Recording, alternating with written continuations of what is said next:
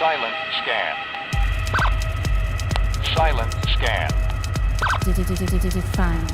Bants and Bants. You can't control us. Bants and A frightening dystopia. Bants and Bants. Wake up. Wake up. Wake up. Wake up. Open your eyes. Bants and An alternate reality. We begin as wanderers, and we are wanderers still. Welcome to the fourth live edition of Bombs and Bants and Wednesday Rants. As always, I'm your dedicated and humble host, John Wilder, coming to you from an undisclosed location hidden deep beneath the bowels of the earth. And with me is Mark in a much less dramatic location, I assume. Yeah, no, I'm just from Idaho. And the missus. Hello. All right. Well, tonight's theme, and again, this is the Wednesday rants, so this is kind of more of an open format.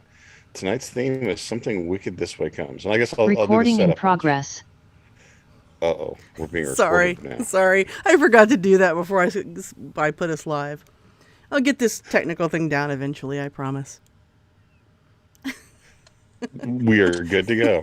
I'm half asleep. That's my excuse tonight.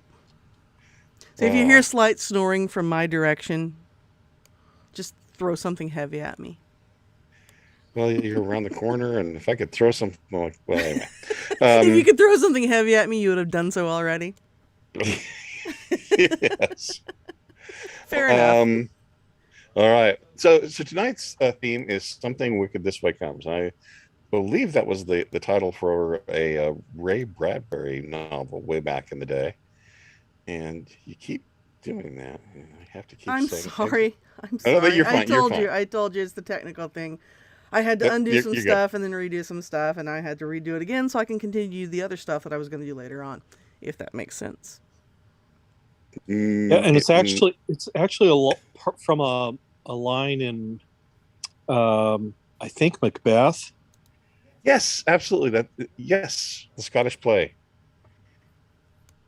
Absolutely, that is 100% where that originally comes from. Yes, and I yes. So anyway, as I wander about the internet on my usual haunts, it seems like there's a new gloom in town this August, and it's not just the stories. I mean, the stories are bad enough.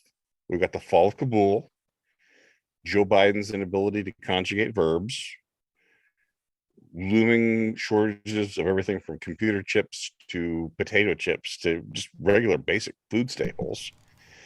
I mean, tonight we tried to go out at a drive-through and press the button, and I mean, we had to go literally two places.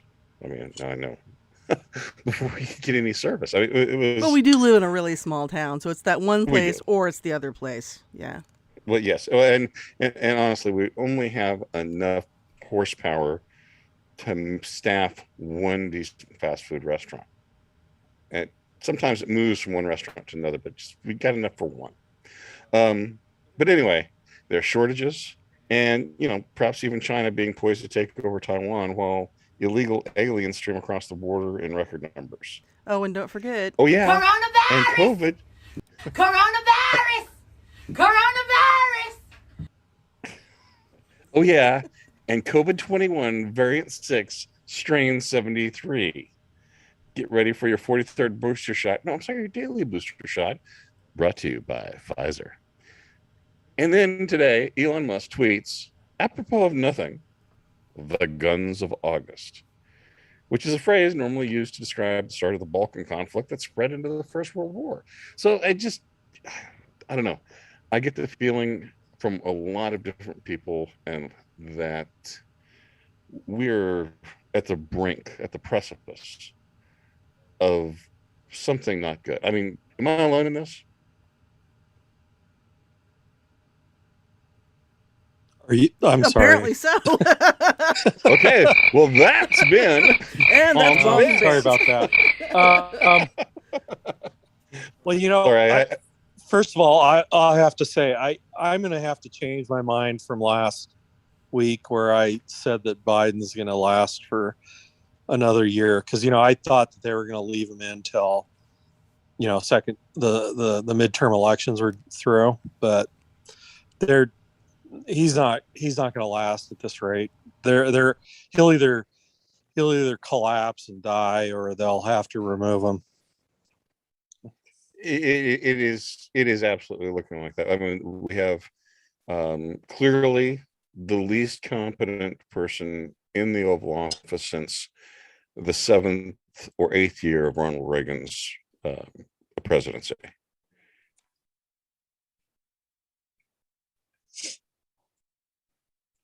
Oh, I don't know. I think it's still a toss up between Obama and Biden.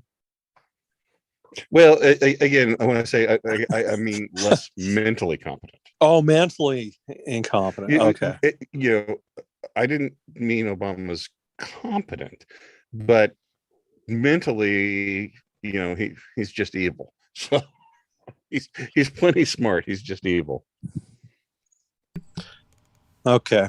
Well, yeah, that's probably true. And in reality, Biden, I think, is actually beyond even what Reagan was facing his last year. Biden, I think, is in Woodrow Wilson territory. Yeah, I really do believe that that's the case. And so there's our presidency. And so tell me that the Russians and the Chinese don't notice this. I mean, if they want to make territorial gains, and this is the time. China. Yes. Gotta love that about President Trump. He sticks and runs. Well, and certainly, I think you have a button, the missus, that you can press to tell us how China feels about Taiwan. Do I have that? Yes, it's the one button I asked you to play early beforehand. This one? Never gonna give you up, never gonna let you down, never gonna run around and desert you. And so I have to do that to make it stop. Otherwise, I haven't figured out how to make this website stop yet. Otherwise, yeah, we'll just be continual. It'd be one long rec roll. And eventually that gets a little old. Never gonna give you up. Have you noticed I like the sound effects? I have, because you're 12. I am, yes. Wait, I have one for that. There you go. Okay.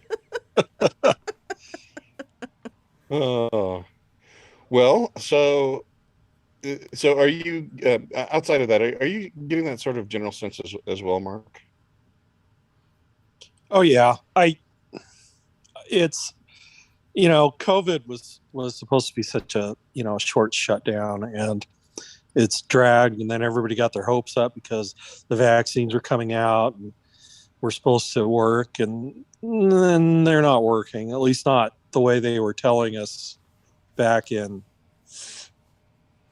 January through July, because they're not stopping infections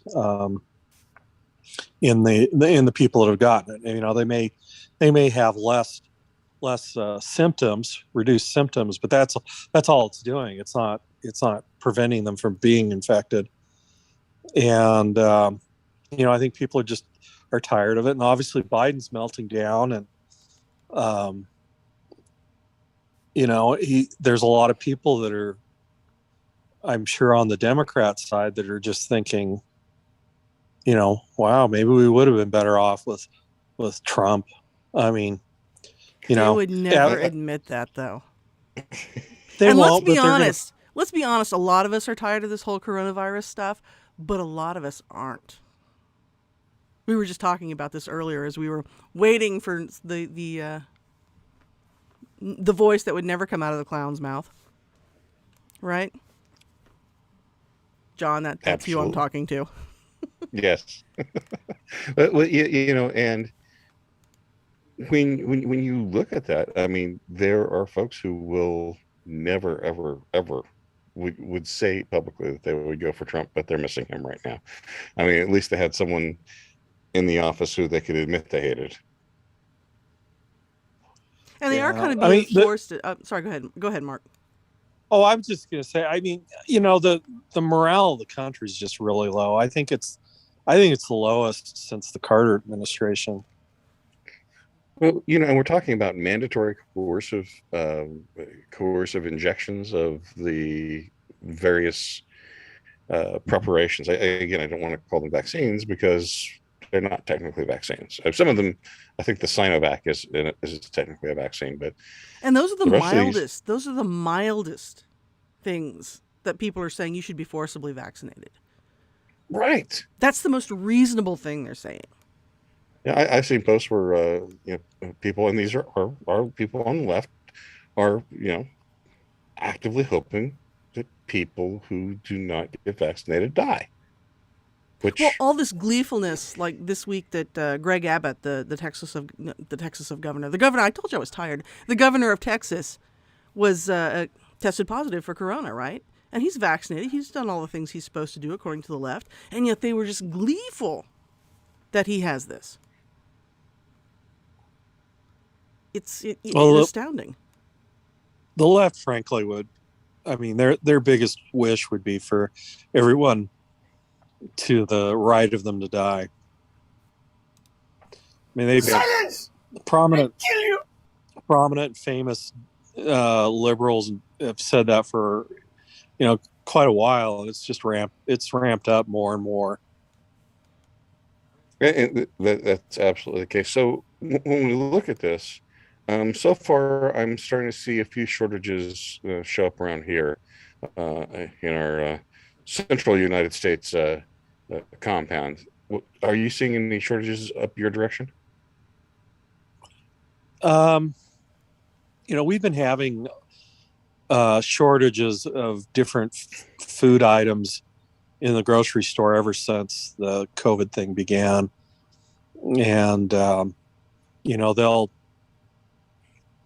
they'll stock up on other stuff and everything. But yeah, you'll go in and you'll see empty areas on shelves at different times. I don't know whether it's a financial issue, like, cash flow issue or credit issue for the stores, or if it's, the supplies just aren't there. But yeah, I see that. And, thankfully we haven't had the toilet paper shortage again, but. And here, I think we've been blessed because I've seen most of the shortages I've seen have been recently, and things like especially at the various restaurants, them just not being able to get certain kinds of food, and for the most part, they've been able to find substitutes to different types of food, but it's a little unusual in a country like the United States to start seeing shortages like that show up. Sorry. Go ahead. Oh no, go ahead. The missus, what have you seen in the grocery stores? Have you seen any unusual shortages? Nothing that's been consistent, and it's kind of weird things, and nothing that really just off the top of my head pops out. But I can recall going grocery shopping and saying, "Well, that's odd. Why don't they have that here?" Yeah. I tell you what it was. I was going to make the stir fry that all the boys in my house really liked the other night, and I was looking for water chestnuts. Just empty in the Asian section of the grocery store. No water chestnuts. That's a weird thing to run out of. So you mean the Asian person in town must have stocked up, huh? Well, I can't be the only person who likes water chestnuts in my stir fry. But it's weird that we're out of that. Yeah. Yeah, that is the weird sort of thing to completely run out of. I've heard of bottled water disappearing. I've heard, again, all sorts of various strange items starting to disappear depending on your locations. And of course, see, and every time I've been in the store recently, I mean, the bottled water aisle is chock full. Yeah. Well, keep in mind, we're not in a drought like so much of the nation out to the west. Are you out in a drought in your location, Mark? No, we have a drought, but they at least to the best of my knowledge, they haven't implemented any restrictions on sprinkling yet or anything. Certainly doesn't impact our supply of water for daily use and everything. The water, Idaho has very strict water laws regarding how water is allocated between users and so forth. And so, I don't think we typically don't, even though we may be in the same drought conditions as California, we generally don't see the restrictions like you see in California. So that's mostly due to their own ineptness and so forth. But the plastic bottles, though, I had read earlier this year that there were some issues with getting plastic and plastic bottles manufactured. So I'm sure that shows up. I've noted, and going a lot of times I just run into the store for things that my wife forgot, so I don't have a broad overview of it. But I've noticed that at times you'll go in and like the aisle for breakfast cereals will have a huge gap because some particular brand is just all gone and they haven't been restocked. Cleansers is another one. They do have a limit at the grocery store we go to where you're limited to only 2 bottles of a particular cleansing product. So the rim shot was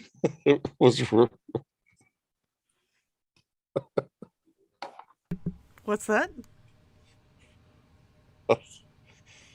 Uh, Are you okay over there? Something made you laugh. We're in the same room, and I have no idea what it was that made you laugh. Whoa, what happened there? Oh, that was me. Oh, sorry, I did that. Okay. Anyway, Coronavirus! Coronavirus! That's causing that. First sign. okay. So as we went through the Bing Bong news and weather on the 8th with your crazy drive time crew. Okay. So shortages. What do you think about political stability in and around your area? Things are pretty stable around here, as far as I can tell. Political stability in Idaho's good. I haven't seen or heard of anything to suggest otherwise. But I mean, Idaho's almost a one-party state because almost all the office holders are Republican. Are they actual Republicans, or are they Republican to get the office type Republicans? Well, both. I mean, both our senators recently voted in favor of that 1 point, whatever it was, 2 billion or trillion bill or whatever. So, and definitely we'll get to that on the podcast a little bit later, because that's a key thing that's happening, and that's not good as well, because inflation is starting to hit and chip away almost everywhere. Yeah, I mean, our senators, for instance, well, we've got 2. One is a guy by the name of Risch, and I think he's probably mostly conservative by political necessity, but given his background as a plaintiff's attorney, and then there's the other senator is a Mike Crapo, and I've noticed over the years that he's just trended more and more leftward on issues, particularly environmental issues and so forth. So, I mean, that's so we've got, nominally they're Republican, but there's No, I don't know. It's a good mix. It's a you've got the rhinos, of course, on one side, and then you've got others that are almost libertarian. Well, and our senators here, they typically are helping patrol the borders in order to keep the Canadians out. Because we love the Canadians. I mean, the ones that listen to us. So, but here things seem to be relatively stable. I get a sense though in California that seems to be crumbling under Newsom.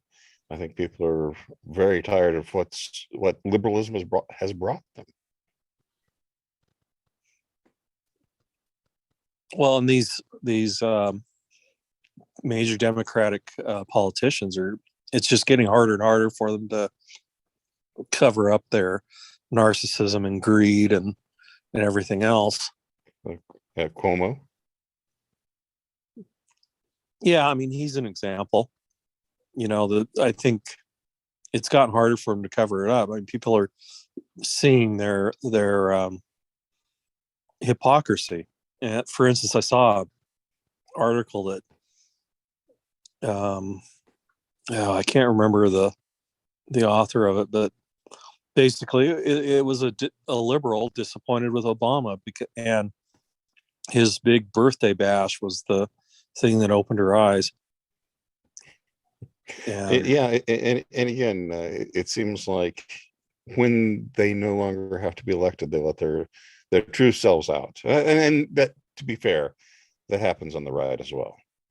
It also happens with certain Supreme Court justices that one would have thought would have been actually capable of reading the Constitution, but don't appear to be reading the Constitution. So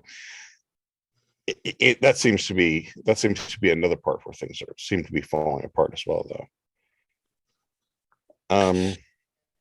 Politically, just what are the group's thoughts on the $5 trillion in spending that Congress is getting ready to push forward?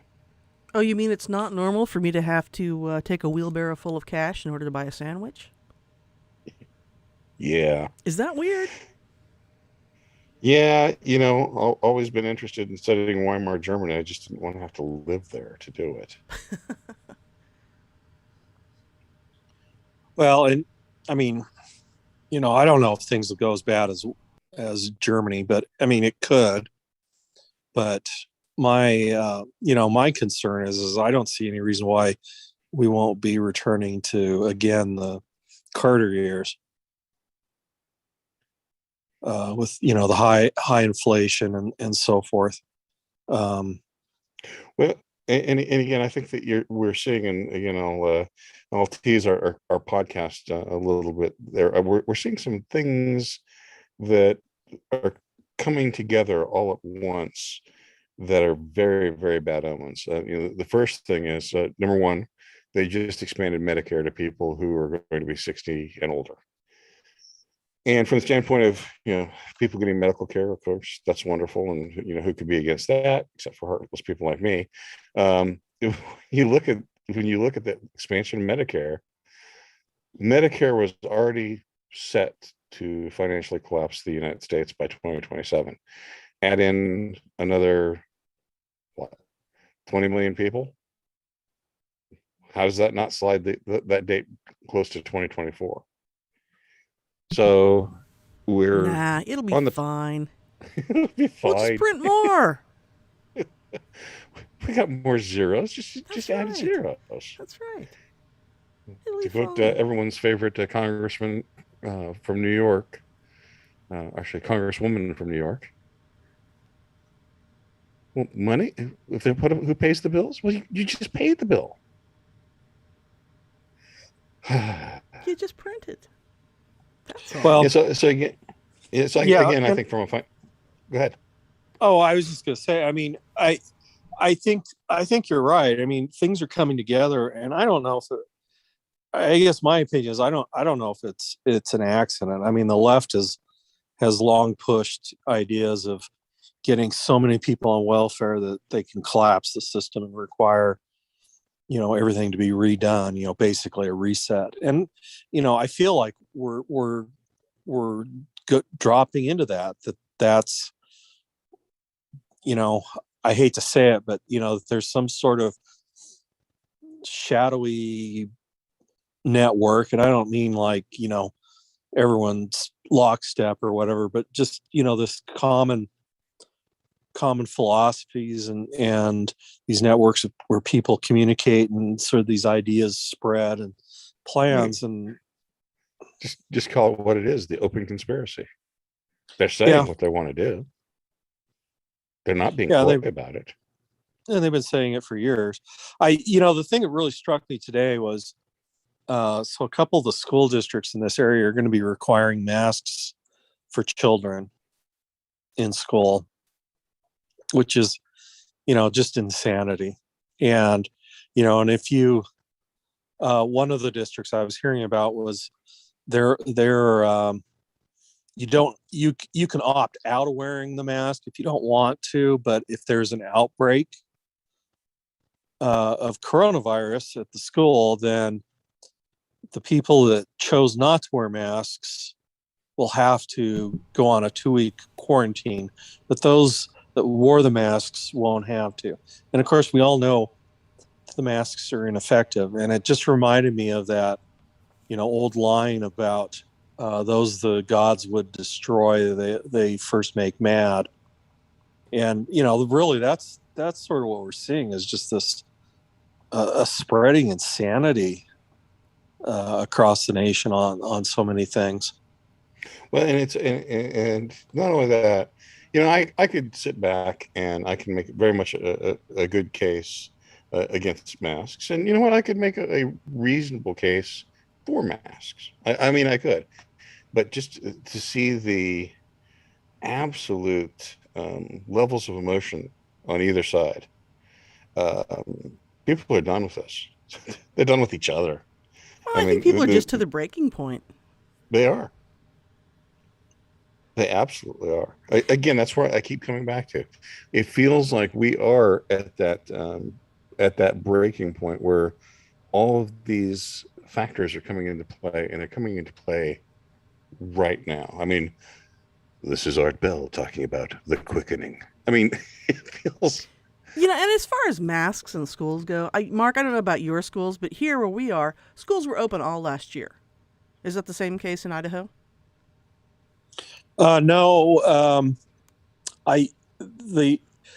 The decision was left to the individual school districts, but they in turn would pass the buck to the health district, and so it depended on which health district you were in, whether or not your school district would close their doors.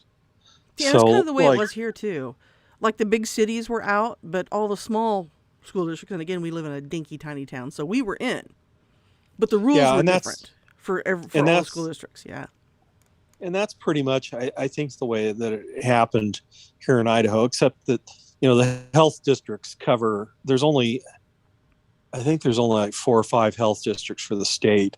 So each health district will cover, like, for instance, the district I'm in covers not only 2 of the most populous counties in the state, but several of the least populous counties in the state. So I think my point on all of this is that, we have all these schools opening back up, especially in the big cities on the coasts right now. But we have actual data from a lot of school districts from last year. So why aren't we looking at that and making our decisions based on that? We in the Midwest last year, and this was I think at the end of December, and it was in either the New York Times or the Wall Street Journal about this school district in Iowa, in Clear Lake, Iowa.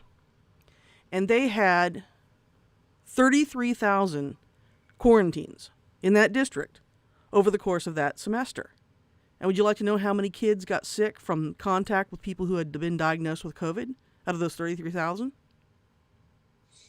0. And I heard the same thing about this student athlete in Nebraska. needed some game tape in order to get a college scholarship, and he was put on quarantine right before the last game of the year. And he appealed, and he said, listen, out of all the people in Nebraska that have been quarantined, no one has gotten corona. Let me play in this last game. Of course, the answer, no. And he never got sick. And he never got sick. Mm-hmm. And I understand erring on the side of caution. Again, you don't want to be the person whose decision had allowed some kid to get sick and die. Nobody wants that, right? But at some point, maybe we're being a little too cautious. And that excess of cautiousness is maybe causing unforeseen and unintended consequences as well. That may be equally as bad. Suicides are up among kids.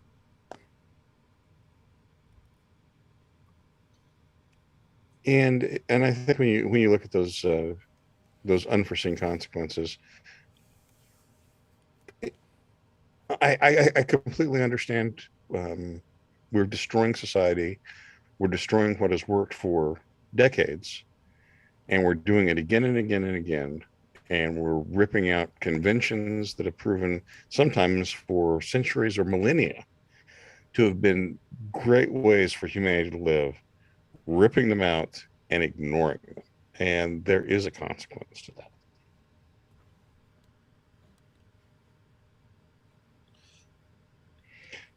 Well, I'll tell you what, we have been going right around 31 minutes.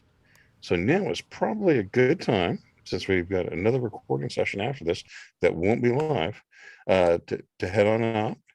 And so, Mrs., are you ready to rock us on out? Or do you have that button? Well, I was, and now it hasn't played yet. Well, on that note, we'll be back next week with another edition of Bombs and Bants. And thank you for listening. I'm John. I'm Mark. And I'm the missus. Take care.